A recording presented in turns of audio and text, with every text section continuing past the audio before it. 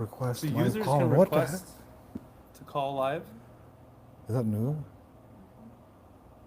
You can do C1 2 hours. Great.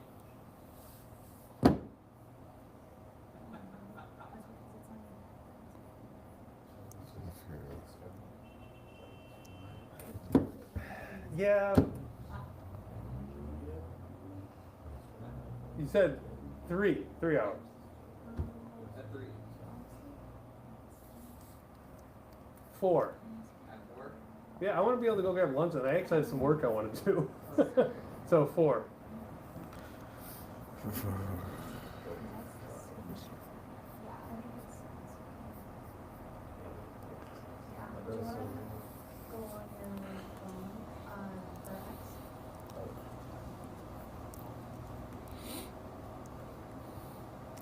You said ETH Foundation, that's like end of this week or for the sale, Michael? Let me see. Have an article. Okay, have that.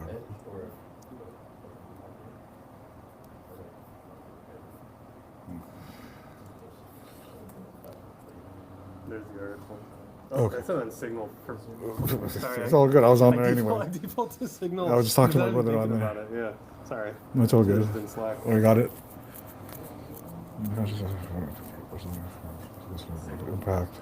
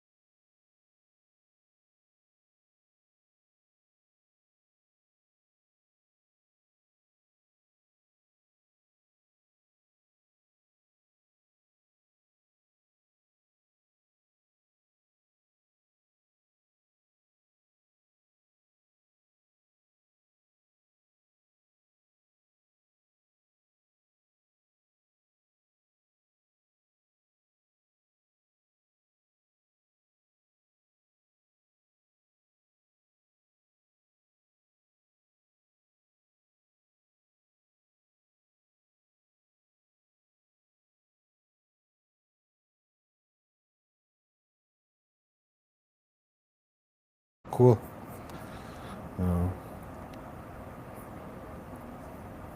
Well, hello, world. The audio's good. Everything's good over there. All right, cool. All right, well, welcome to another AMA. rebranding it to a name this time around, Crypto Frontlines. Yeah. Hopefully we'll get some t-shirts and things of that nature. But at any rate, I'm Michael. Been kind of doing this with you guys every couple weeks. I'm with RJ, head of QA. I'm head of the support team. Yep. And I'm going to mention the production people because I know they're going to chime in. Alberto and Elizabeth are behind the scenes in production, so you may hear their voices chime in a little bit, especially if there's questions coming with chat. So importantly, if you want to send a chat message to us, send a message on X, or request a live call-in, which I didn't know was a feature existed, but I would have been telling you guys to do that as well. Feel free to do that, and then that's when you may hear Alberto or Elizabeth chime in. Okay, cool. So we're Edge Wallet, just the usual. We were formerly Airbits back in 2014. We're a non-custodial, self-custody, privacy-focused wallet. So that's pretty much our ethos. Our core values is privacy and decentralization and self-custody. So that's Edge for us. And I think today our main topic we're going to go over is new payment integration with Revolut. Yeah, so Revolut is another payment option. So we have PayPal, we have Venmo. So these are pre-existing accounts in which you can now use with Edge to purchase cryptocurrency. Right. Notably, all of your private information is still offloaded. It's not stored with an Edge, but they're pre-existing accounts. So Revolut just expands that to a huge Europe population that we didn't have access to before. Yeah, I think they're like a little over 40 million users in Europe, so they're pretty big out there. Let's see. Yeah, so from my understanding, you use Revolut to pay bills, send money, use debit. So almost like a Zelle, I guess. Like a Zelle or like a Venmo or something. Yeah. If anyone uses Revolut and you're in the chat, let us know how you use it, because I don't use Revolut. I'm just going by what I know is the integration. Yeah, and I think like the cool thing about it is like if you're already KYC'd with Revolut, it just makes the step easier. Like a one-step process with Edge when buying crypto with Revolut. So normally when you interact with our other partners like like Simplex or banks or something new, it's outside of the system, so you would have to go through the KYC registration process. But for users in Europe, if you already have a Revolut account and you're already verified, it makes the sign up even easier. You can just go buy crypto and then get it straight into Edge. Yeah, and that's ideal. So, as much as we want to say privacy is our big North Star and things of that nature, people still need an on-ramp. So that's kind of like, I get it. This isn't privacy focused, but if you need an on-ramp and you're new to crypto, you still need to get in somewhere. So we're trying to just make it as easy as possible for anyone across the world to be able to get in. Yeah, that's the main goal, because like one of the biggest challenges is basically like the number one barrier is like getting crypto in the first place, like the onboarding part. So once we have that covered, whether it's like South America, Europe, here in the United States, Canada, Australia, we got you covered. I mean, I'll begrudgingly say early on in crypto, I encourage people to use Coinbase just to get on, because it was so easy to get a Coinbase account. Yeah. I think better of that now, but everyone needs to start somewhere. Yeah. And let's see. And just in case anyone's wondering, the fees are roughly around 5%, and it does come in anywhere from a few minutes, maybe a full day. Just depends on the verification or the flow when you purchase the crypto. So, and I don't know. Anything else you want to highlight with Revolut, Michael? Joan says they have a Revolut account. Okay. How was their experience? What's your experience with Revolut? Yeah. Like I said, there is a live call-in. I'd love to try it. I didn't know it existed until today. So feel free. Try to get you in here. Yeah, interested to hear. Was it Joan? Yeah, your feedback. Yeah, how's the flow?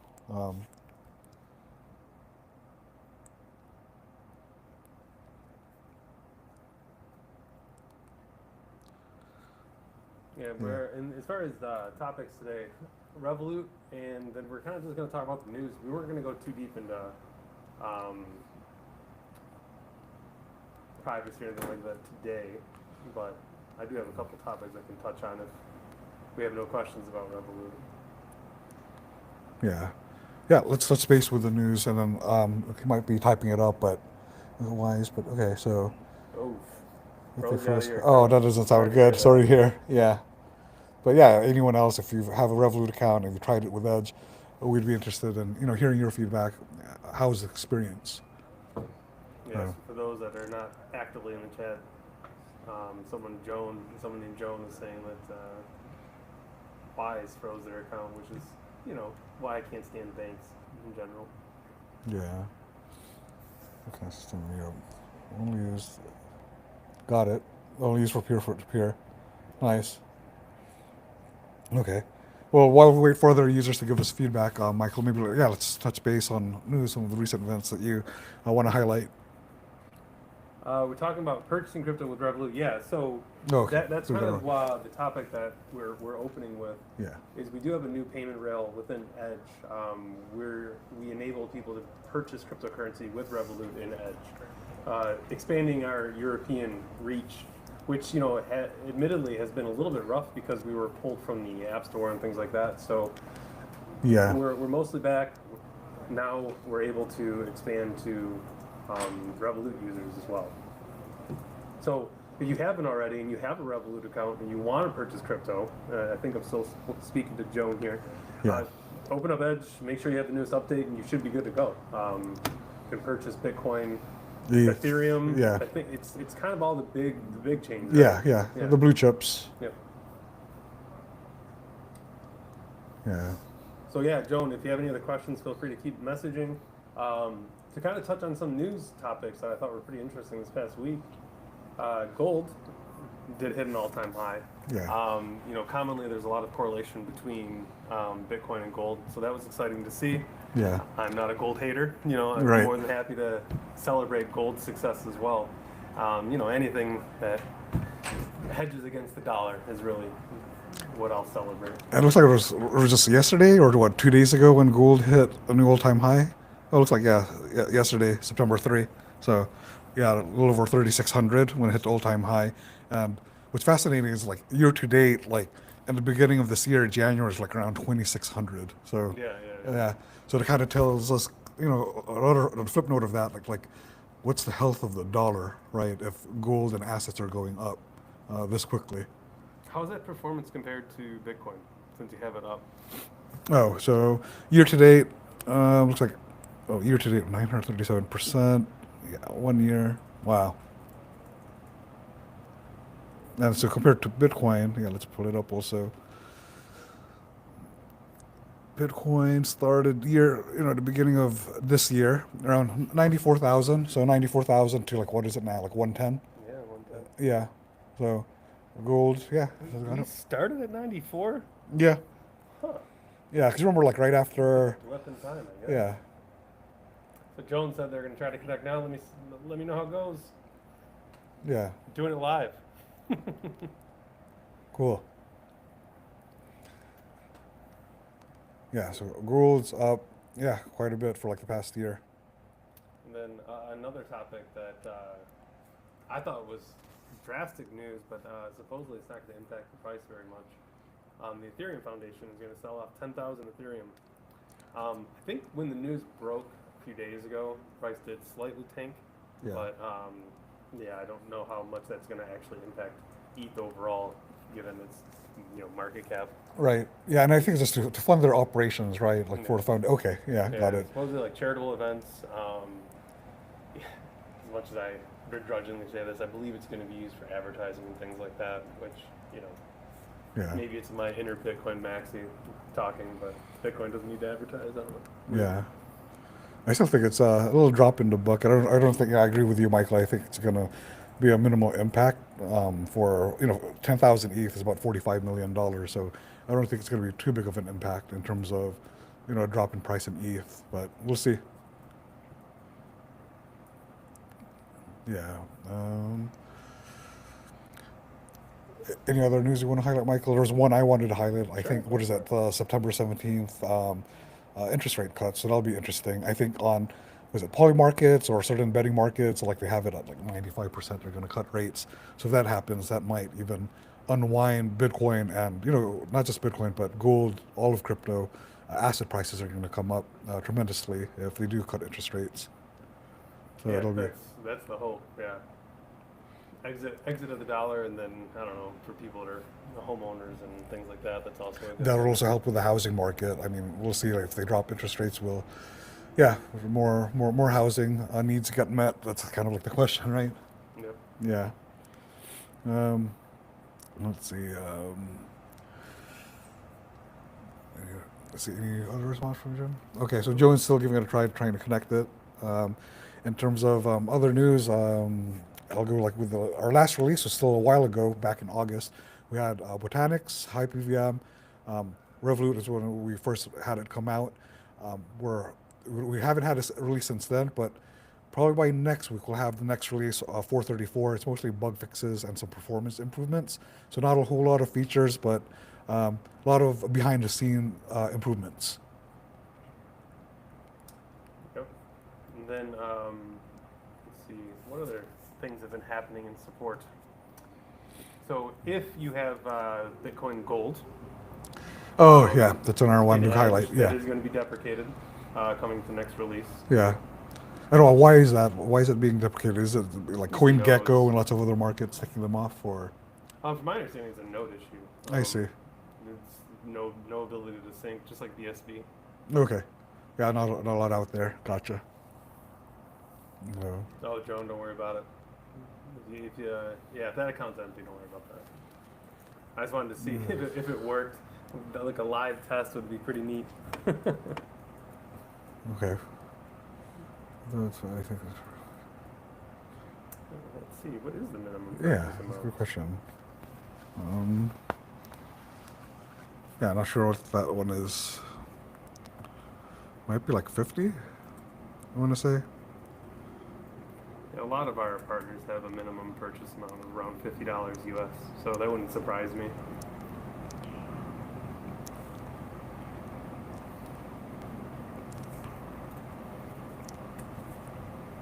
Sorry for not knowing that answer right off.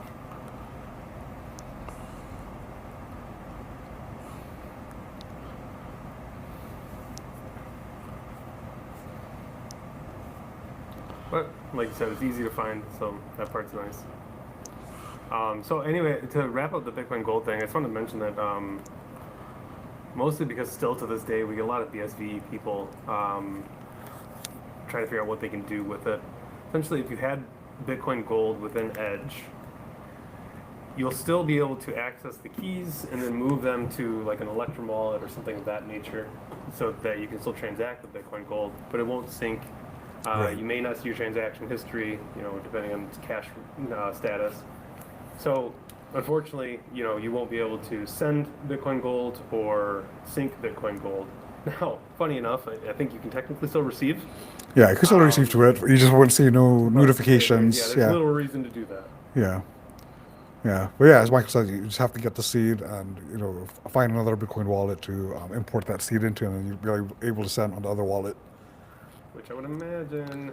Because And Electrum wallet's going always- back to Joan, I think the minimum is like above $7 to be able to see Revolut.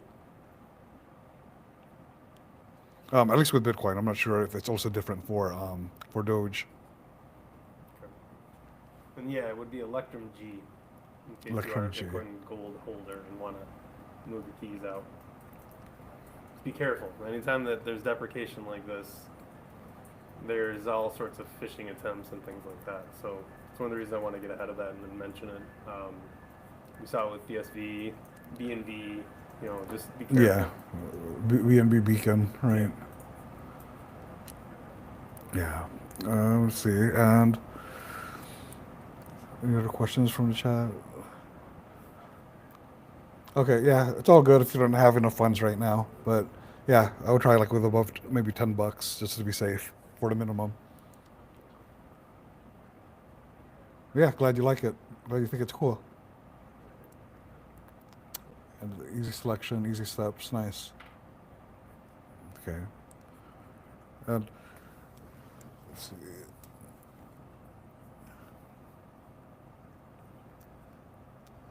Okay, releases. Oh, Joan is back in San Diego. Oh, nice.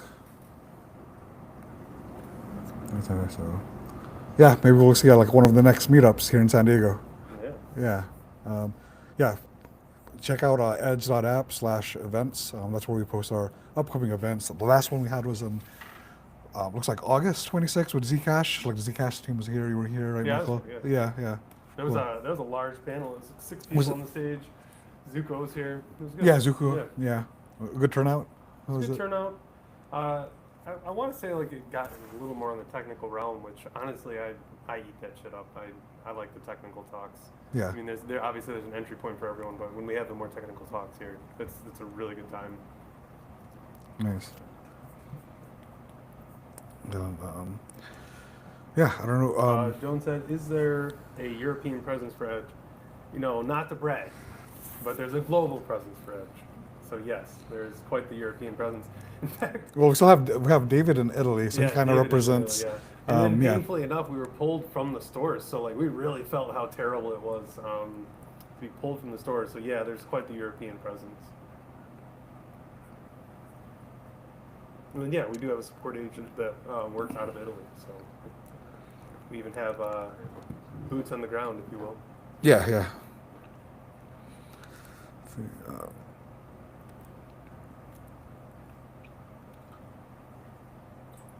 What else you got? maybe some privacy. I mean, our last spaces we did, we covered some privacy tips. Maybe we can recap that, Michael, or continue maybe like some additional tips and saying private, more of like a slight continuation of our last spaces going over privacy. Um, I Oh. have a quick question for anybody in the chat who can hear me. This is Elizabeth with the marketing team. Why did Edge get pulled from the the App Store? And can you tell us how we got back into the App Store since we touched on it? Sure. Okay. From my understanding, it was regulatory problems.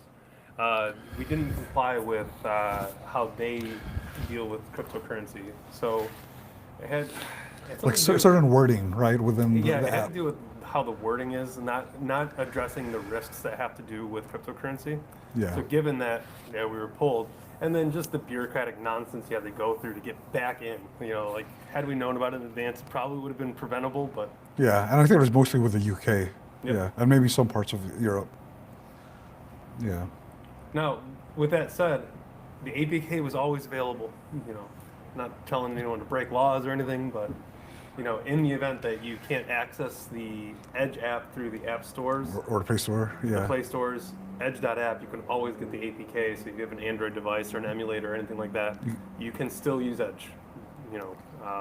Obviously, don't break the law. Don't break the law, but Yeah. yeah, you can always access it. through Yeah, the it's APK. pretty much manually download it. So I think Joan asked which app stores. The UK App Store. App Store and Play Store. Play Store. Yeah. And it's funny. I think it was App Store got pulled out first, and then right as we got back on the App Store, then the Play Store got pulled out. Yeah, And yeah, then now we're trying to get back on the Play Store. So, yeah, it's kind of funny how it happened all at the same time, right after another. I was gonna rip on something. I Yeah. swear. What was I about to say? Privacy stuff. Oh, yeah, I was going to bring up a conversation that I was just having with Alberto yesterday, actually. He showed me this ridiculous Kingston USB thing that you plug in. And it got me thinking, like, so, as much as I tried to have Alberto explain, like, what his use case was, the one thing I can say is, like, that is the right mindset to have, is to try to secure your keys, passwords, private documents. I mean, whatever you have that you believe is sensitive information, try to get that over to something like, a password manager, which you can do notes. Password Yeah, manager, like LastPass. Yeah. I know LastPass got a lot of grief. But Bitwarden they or picked it up, something. Bitwarden, NordPass. Or this ridiculous USB Kingston thing that So Alberto showed me with it's an like a encrypted keypad USB. on it. So what was it exactly? Describe more for, those that are curious on that physical So device. From what it looked like, it was a USB Like an encrypted USB, like C, storage. encrypted in storage. That, yeah, once plugged in, you had to enter a key to unlock it to access the files on it. Not too far removed from what you would expect out of like a Trezor or something like that for those people that know what that is. Yeah. Honestly, these types of locked USB devices have existed for a while. I just hadn't seen one for a while, so I thought it was hilarious that Yeah. Alberto was looking into it. But hey, like I said, That's good. it's better than storing it on just a loose USB drive Or a notebook, or a notebook or a yeah, spreadsheet on or on a Google notepad Drive. on your PC. Don't do that ever. Yeah. So let's see, UK App Store and what Play Store, but they are separate in the European markets, right? Yeah. They are. It was just we were specifically pulled from UK stores. Yeah, for So yeah, for there that is a region. separation. I'm sorry to conflate the two. I didn't mean to do that. Yeah.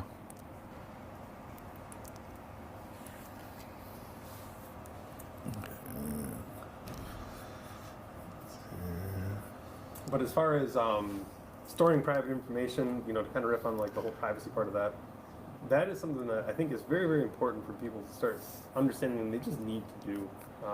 Whether it's using Signal, whether it's using Bitwarden. I mean, I think I use NordPass probably a little weird. I store like tax documents and stuff in there now just because I can. Yeah. I know there's with the Nord one you have like a drive that you can use as well. I'm hoping that eventually Edge actually branches out into that. Yeah, because you could even do that like right now, like with Edge, like if you have transactions there, you can write notes in it. Since Edge, your account is encrypted, right? You could store notes inside a transaction. Like so, for example, Michael sends me $1 of Bitcoin, and when I tap on that Bitcoin transaction, there's notes that I can enter. And even though it's not built for that, I could enter like private information, passwords or private info on that transaction note, just as like somewhere to access where it's stored securely, right? But Edge could branch out to that, like have its own password or note I manager. mean, That would be like is a that totally something separate app. Yeah, is that something that we? No, I mean, is that something we could easily add?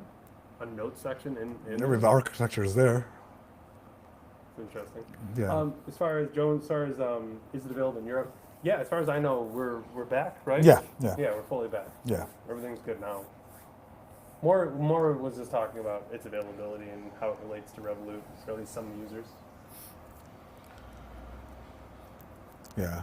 And going to privacy, Elizabeth sent me this article a while back.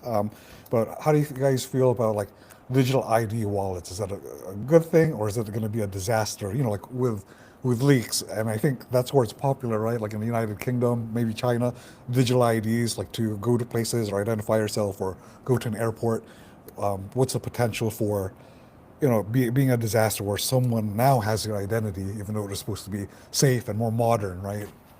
I don't know where digital IDs are at. If we're trusting governments with it, I would say that is The disaster. not a great idea. Yeah. That is ripe for theft and corruption and things like that. Yeah. I know we're always going to be biased. So if like the IDs are tokenized, I can see how that, like, imagine just NFTs or something of that nature. Yeah. Then yeah, I can see that being great. But just like a government-backed digital currency, an ID would be the same, just Wow. invasive nonsense, right? Like you don't have any privacy that way. So check this one out. So this is interesting. So starting July 25, 2025, the latest implementation of the 2023 Online Safety Act requires all Brits to scan their face, credit card, ID document to access certain content on X, Reddit, Blue Sky, and Spotify. So like, wow, a lot of identification just to participate in social media. And that's I guess that makes sense. That's where you also see someone has some kind of comment, political stuff online, and then you see someone from the UK getting arrested for, for a comment that the government doesn't agree on. They've been cracking down on that. I've seen videos of that. I just didn't know how real that was. Anyone from Europe can confirm that that's actually happening. I just assume it's sensationalized, and I can't trust anything online. Sorry. Yeah. Very paranoid about everything. But when it comes to those types of videos, yeah, that is wild. I've seen the videos of people. Yeah, getting like arrested and whatnot. Getting Yeah. arrested for just shit posting, really. Yeah, exactly. Or memeing. Yeah. As far as I know, it is an actual like That's what I said. It's being enforced starting July 25 of this year. So yeah, already in place. Yeah. Yeah, and it looks like 5 other European countries are to follow: Denmark, Greece, Spain, France, Italy. They're going to be testing it. So yeah, interesting article. Thanks, Elizabeth. To try to circle it back, I guess, to Revolut, we were hoping we can just cover the different ways you can buy an edge. So from what I understand, Revolut's also a very large company in Europe, right? It's like one of the largest like fintech companies. Yeah. So they're a payment rail. Yeah. What are the other payment rails in general, like in Edge, that most users might come across? Yeah, so we got quite a few. We got banks. I think that's also USA and Australia. Simplex, which is pretty much almost every country, right? Yeah, Just Simplex about. is pretty much global. Yeah. Yeah, Simplex same touches with everywhere. yeah, same with MoonPay. I think they're like on the same bandwidth as Simplex, maybe slightly less. Hmm. Yeah, Yeah, MoonPay, from my understanding, is the competitor to Simplex. yeah, That's it's the what main they're trying to do.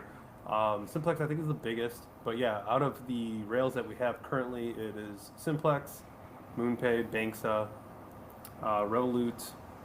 Paybis is still there, right? Beating around somewhere. Yeah, but it's going like an ACH kind of, right? Yeah. Yeah, Paybis. Still a rail. Yeah, still payroll, sure. Bits of Gold, we're deprecating them, That's I I think that was only in Israel though, or maybe Israel and parts of Europe. believe. Yeah. Is Bits of Gold being deprecated or is it Biddy? I think it was Biddy. Biddy's being Yeah, deprecated. potentially replaced with Infinite, I believe. Yeah. Yeah. It's sauce. Oh, secret. But yeah, so those are the rails. Now, as far as like payment types, if that's also what you mean, credit card, Visa, MasterCard, Venmo, PayPal, Yeah. and Apple now Pay. Revolut, Apple Pay, Google Pay. Yep. Yeah. So a whole bunch. Yeah, I think I meant payment type, but actually Revolut Okay. is a payment type and a payment rail. Yeah, That's- right, that's right. Yeah. Yeah, there's a lot of overlap. Like PayPal's a perfect example. Yeah, So- I think Revolut's with like a debit card. Oh, you know what? Yeah. I did not mention BitRefill. I'm very sorry. BitRefill is a great way to spend your cryptocurrency. Yeah, buy I gift still, cards. to this day, use it for Amazon cards. Yep. So those that don't know, BitRefill is a little bit different than, say, buying with Simplex or selling with Simplex. Instead, you buy gift cards that you then can use with like Amazon or Steam or I think even like Uber. Yeah, And in a some lot of countries stuff. you can actually pay bills and things like that with it as well. Yeah. And maybe I think the correct term is you're selling your crypto for gift cards. So it's in the sell side of it. Right. Even though it's like it kind of makes sense. You're buying gift cards, but in a way you're really selling Bitcoin or whatever, Litecoin to get gift cards. Correct. Yeah. I just didn't want to leave them out. Yeah. I'm a big fan of BitRefill. Yeah. Yeah, even like phone plans too, like minute cards, prepaid cards, right? For BitRefill. I think David and William use that a lot for phones. Yeah. Oh. All right. Any other questions? How are we Yeah, looking? if there's no other questions or concerns, I know today was going to be a lighter one just based on the notes that I saw. So, any questions over there on X or anything? There was one more comment, just from I believe her name was earlier. She said she has a Revolut debit card, and she found it very easily to use across countries in Europe. Oh, nice. That's an interesting tidbit. Yeah. So it's not like it's super popular. It's like the equivalent of like I guess Venmo or Zelle. Yeah. It sounds like a potential Visa competitor, right? A Revolut card or a Visa. It seems like it. They got a lot of users. Yeah. Let's see. To close it out, let's see. We had one user write in to support, and just wanted to address the concern, but I want to make sure I'm addressing it properly. Give me 1 second. So, I kind of touched on it when we first opened. Something to understand with how all of our partners work, including Revolut. When you purchase, you're still not going to be storing any personal information inside of Edge. once the cryptocurrency is in your hands, sure, there's one jump from Revolut or Simplex or whatever it may be to your wallet. But Yeah. when you're dealing with Bitcoin, for example, you're still pseudo-anonymous, and you're able to send. There's not identity attached to that. And if that's really a concern of yours, we had talked about it last time we were here. Swap it into Xano, swap it into XMR. Those Yeah. are the privacy coins that you can trust. Now your identity is hidden if that's a real concern. So yes, I get it. Like as one of our users mentioned in support, there's privacy concerns with KYC. There is. I'm not actually denying that. When you use something like Simplex, yes, you are giving social security numbers, and when you're using Revolut, you're giving up IDs and things like that. But that's an on-ramp. You're dealing with government currencies. We can't stop that part. Yeah. But once you're in Edge, once you're in cryptocurrency, it's very easy to get to a privacy coin if that is one of your concerns, and then start using that. And that's pretty much it. Like that is the number one barrier, onboarding, getting that crypto with fiat. Yeah, and Edge aside, getting people into crypto is the important part. What you do with it after that, that's Yeah. what we're here for. But getting people into crypto is the important part. Yeah, and then once you're in, you're pretty much in and safe in terms of privacy. All right. Well, So, as far as the next release is concerned, anything you want to talk about next release? I think we slightly touched base, but it's going to be mostly minor improvements, fixes, behind the scenes stuff. So no main, like no new main features like a new asset. So a lot of behind the scene improvements, right? But let's see. Next couple of weeks, the It's a big spaces. Android upgrade, right? Is that the next? Yeah, release? the RN79 upgrade, just a slight improvement there also performance-wise. Yeah. So for all the Android users, which I am one of, Yeah. we should see a little bit of a boost in performance, which will be nice. I think it runs great, but I know on lower power devices you can see it struggle a little bit. So hopefully this improves that. And let's see. Yeah, so our next space is a couple of weeks from now, September 15, 1 o'clock also, same time. We don't have a topic yet, it's still to be determined, but I think privacy, actually. Yeah, so, Well, one thing too, if you guys want to hear us talk about anything or want us to research something and bring it to a public stage, let us know too. I'm not opposed to that at all. So we do actually have a topic. So on the 18th, it'll be With 18th, sorry. Crypto Frontlines, the fight for privacy through the years. So Okay.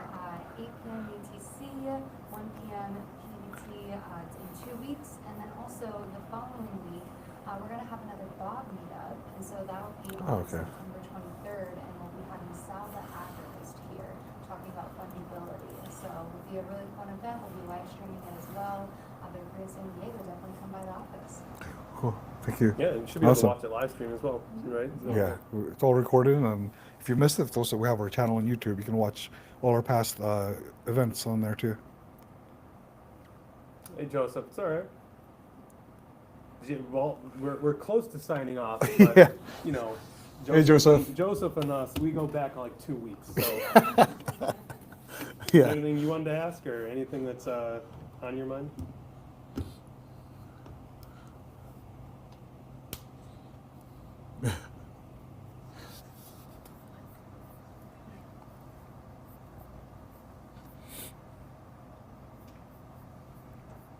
I did have a question. I was curious because I know that I wasn't sure if this was a topic for maybe next week, but for some of the different rules that are incoming with the Android store and stuff like that, I'm not sure if that's something you wanted to talk about or just privacy laws cracking down in general.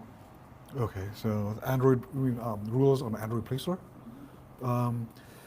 The only upcoming rule is we have to upgrade to a certain requirement for our app to be able to be on the App Store again or the Play Store. So, but that's going to be addressed like with this release. So we're good there. But yeah, privacy Yeah, I'm is not aware of next any focus. big changes that are going to limit us being on the store. I think there was one other one that you mentioned about like file size changes, 15 kilobytes or something, but it's not until like January 2026 or something. Yeah. So maybe not towards us, but I know that there's a lot of other crypto projects that are impacted by the different rules that are coming in with the with the Play Store.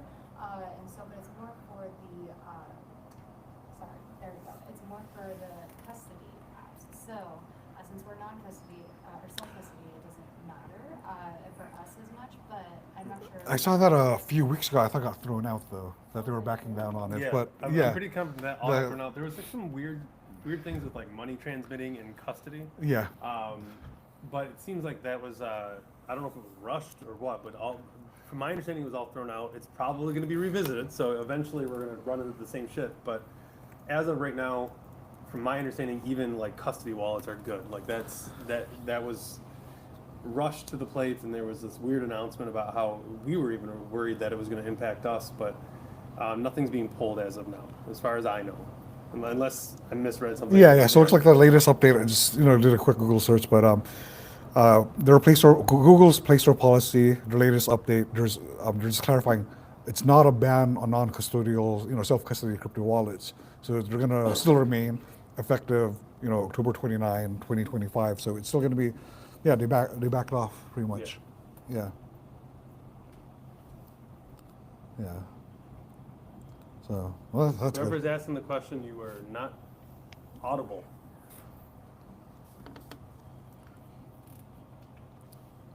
So I'll Yeah, like, ask you wanna- the question, yeah. just so you know. Elizabeth had asked, there was this blip of news about Google Yeah. removing Non-custodial wallets. non-custodial, custodial, and pretty much anything money transmitter. Yep. However, that was revoked. I think the same day, or maybe the day Yeah, I think it was after the same day, news like at least was on Twitter. revoked. Yeah. So just to touch on that, if you heard that news, from my understanding, we're good for now, but don't be surprised if there's more restrictions coming or policy changes that are gonna impact possibly Edge or other. Oh, so that's what it was original. So back in like around August 13, 14 is where there was like rumors Google wanted non-custodial wallets to have licenses, so or else it would be removed from the stores. But that ended up being like a false alarm. So, okay, yeah. So we're good. All right. All right. Well, if that's it. That's a wrap. All right.